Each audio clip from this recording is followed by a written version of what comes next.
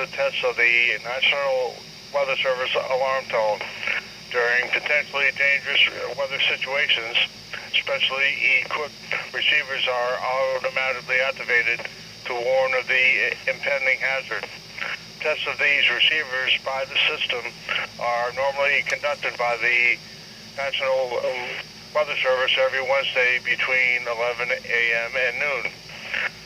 When there is the threat of or existing severe weather in the area on Wednesday, the test will be postponed until the next available good weather day.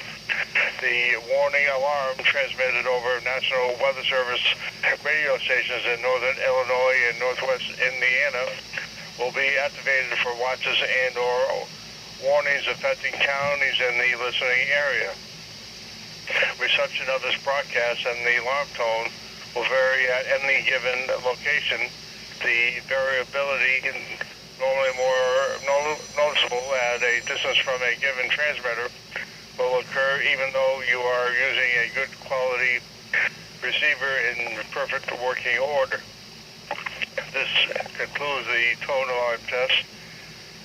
We will now return to our regular program.